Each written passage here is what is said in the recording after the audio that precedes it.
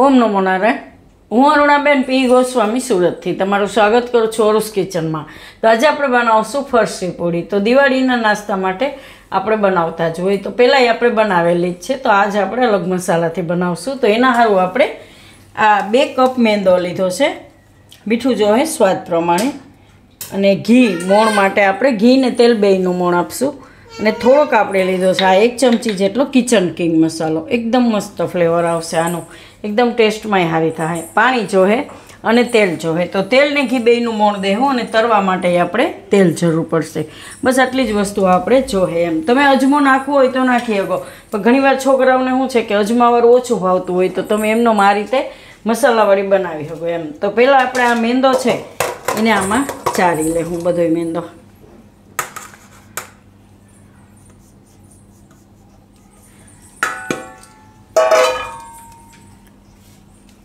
આ રીતે એને ચારી લેવું.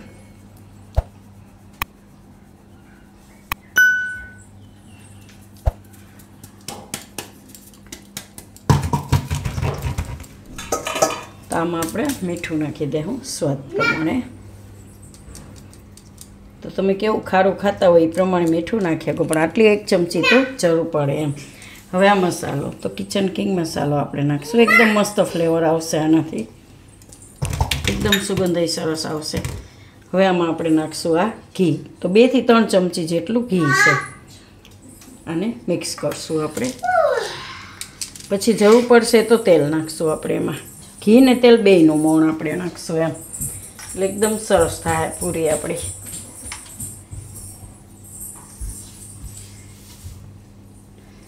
આ રીતે થોડુંક ઘી આપણે રાખી દીધું છે, એને આપણે પછી વાપરવાનું છે. તો થોડુંક તેલ નાખીશું. તો આને આપણે મુઠ્ઠી પડતું મોણ દેવાનું, એટલે એકદમ પૂરી સરસ થાય એમ. તો થોડુંક તેલ નાખીશું, 2 થી 3 ચમચી જેટલું. આ બધું આપણે મિક્સ કરી લેવું. એકદમ બધા લોટમાં મોણ દેવાઈ જાય એ રીતે આપણે દેવાનું છે.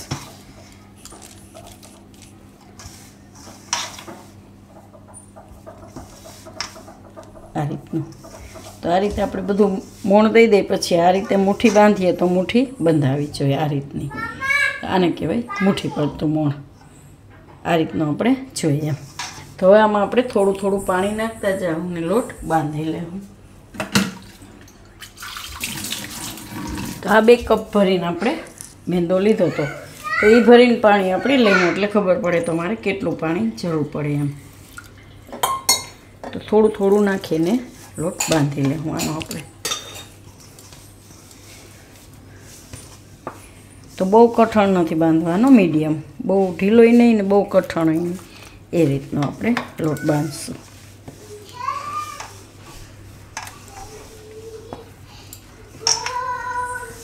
આને લીધે કલર એ થોડોક એકદમ સરસ આવશે, સેજ પીળાશ પડતો.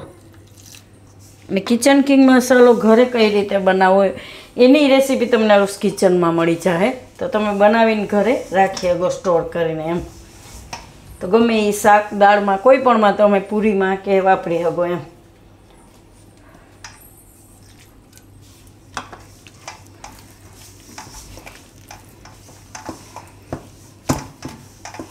તો લગભગ આપણે 1 કપમાં થોડુંક ઓછું પાણી, એ રીતે પાણી જરૂર પડે એમ.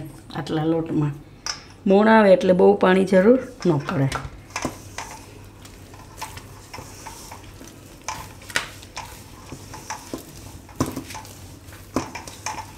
આ રીતનો આપણે લોટ બાંધવાનો.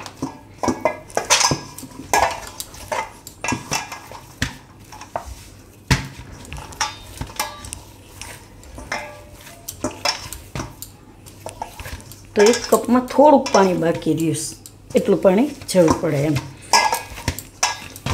તો આ લોટને આપણે હવે થોડીક વાર રેસ્ટ કરાવીશું. થોડુંક તેલ લગાવી લેવું.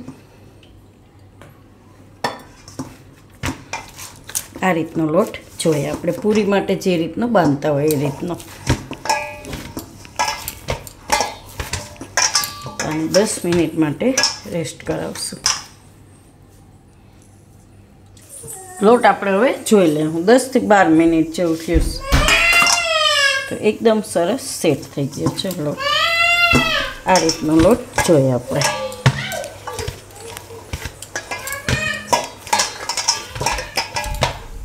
હવે આમાંથી બનાવશું પૂરી. તો પહેલાં આપણે તેલ ગરમ મૂકી દઈએ, તો વણીએ ત્યાં સુધી તેલ ગરમ થઈ જાય. હવે આ પૂરી આપણે કરશું થોડી પડવાળી. તો આમાંથી આપણે એક લુવો લઈ અને આ રીતનું રોટલીના સાઈડનો એક રોટલી પહેલાં વણશું. આ રીતે ગોળ કરીને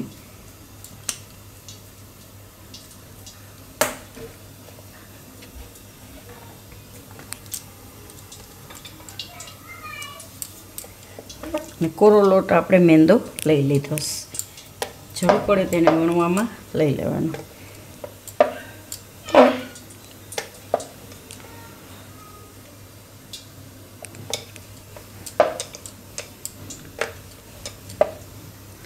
આની આપણે એક રોટલી વણી લેવાની.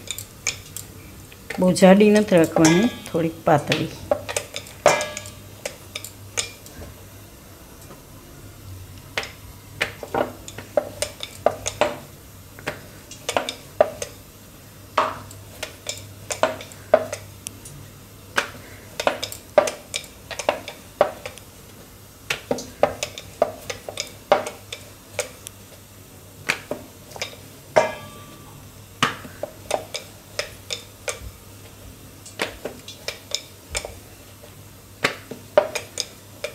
આ રીતની આપણે વણવાની છે.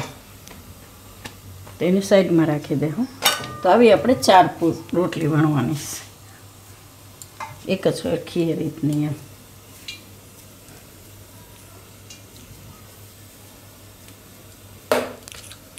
તો વણી લે આપણે 4 રોટલી.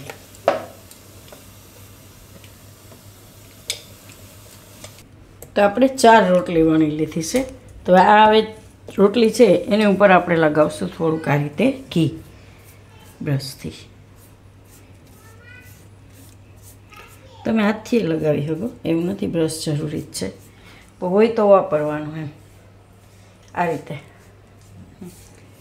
હવે એની ઉપર આપણે નાખશું થોડોક આ કોરો મેંદો. આ રીતે છાંટી દેવાનો બધી બાજુ. એની ઉપર બીજી રોટલી રાખશું આ રીતે. આની ઉપર એ પાછું લગાવી લે હું ઘી.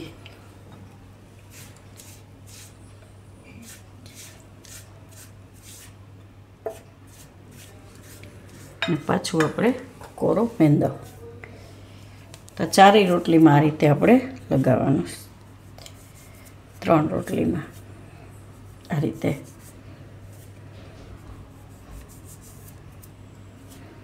આની ઉપર બીજી રોટલી.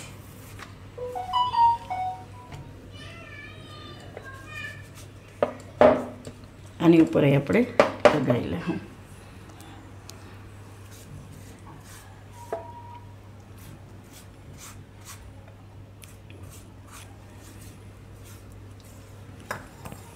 એની ઉપર પાછો કોરો મેંદો.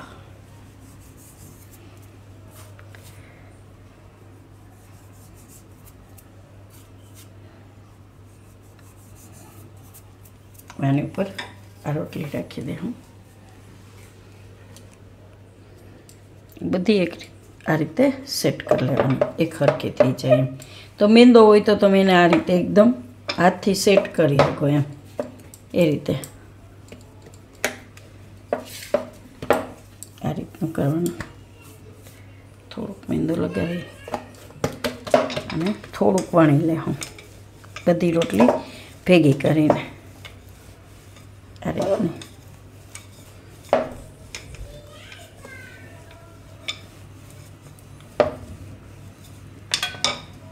હવે આને આપણે બનાવશું પૂરી. તો આ રીતનો કોઈ પણ એક ગ્લાસ લઈ લેવાનો આપણે. વ્હાઈટ કો ગ્લાસ ગમે એ તમે લઈ શકો. આ રીતે એને કાપી લેવાનું. આ રીતની થઈ જાય. તો એકમાંથી જેટલી થાય એટલી આપણે 3-4 જેટલી થાય કરી લેવાની. 4 થાય એમાંથી.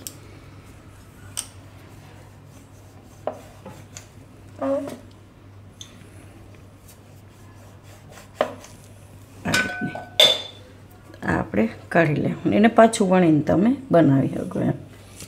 તો આ રીતની થાય. તો આમાં આપણે ફૂલે નહીં એના હારું થઈને આપણે થોડીક ચાકાથી આ રીતે નિશાન કરી દેવાના.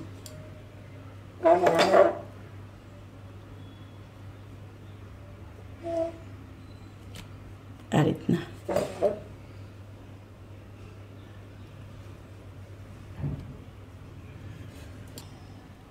આ રીતે આપણે કરી દેવું.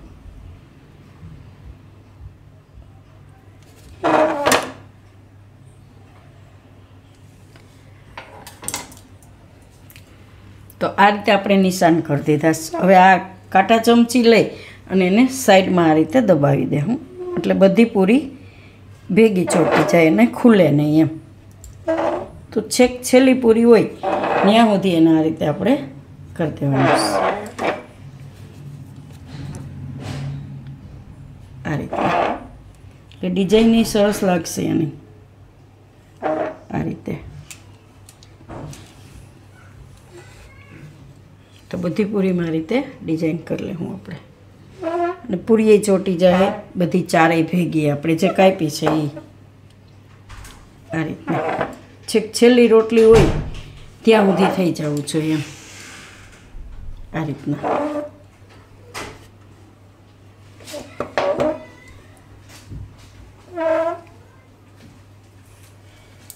તો ચારેય આપણે આ રીતે બનાવી લીધી છે. તો એને થોડુંક કાંટા ચમચીથી આમાં હોલ કરવા પડે, નહીં તો એ ફૂલશે પાછી. છેક અંદર સુધી જાય એ રીતે એમ. આ રીતના આ રીતે કરવાનું. એકવાર તેલ ચેક કરી લે. હું થોડોક લોટ નાખીને આપણે ગેસ ધીમો કરી દીધો છે. તો તેલ આપણે આ રીતનું ગરમ જોઈએ, બહુ ન જોઈએ. તો ગેસ ધીમો કરી દેવાનો. આને આપણે ધીમા ગેસે જ તરવાની છે એમ.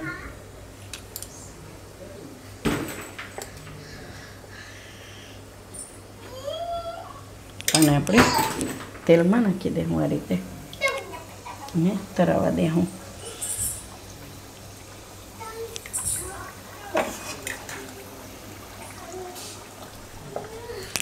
તો આને આ રીતે રોલ કરી નાખશે.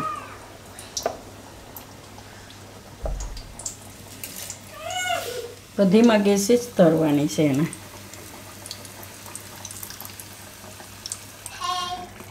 તો આ રીતની એને તરાવા દેવાની. થોડોક આ રીતનો ગોલ્ડન જેવો કલર આવે ને એવી તો એકદમ ડિઝાઇન સરસ લાગશે એમ. થોડીક મહેનત છે પણ થોડુંક આપણે અલગ બનાવી તો સારું લાગે એમ નાસ્તામાં. આ રીતની ધીમા તાપે તરવાની. એકદમ સરસ પડવાળી મસ્ત થાય પૂરી. આ તો પેલો ઘાણવો આપણે ચાર આ રીતે. બાકી તમે વધારે બનાવીને એકાયરે એક જ ઘાણવામાં બધી તરી શકો એમ. આ રીતની આપણે બધી બનાવશું.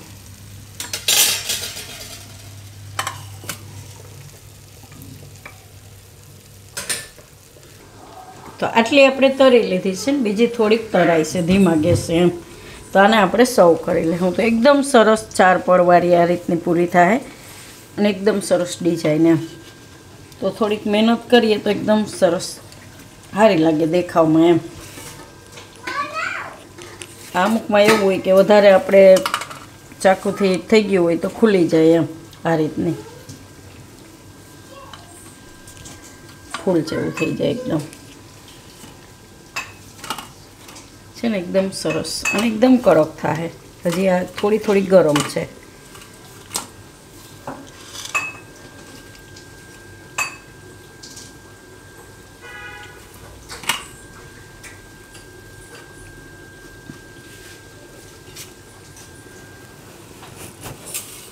તો તૈયાર છે આપણી ફરસી પૂરી પડવાળી એમ.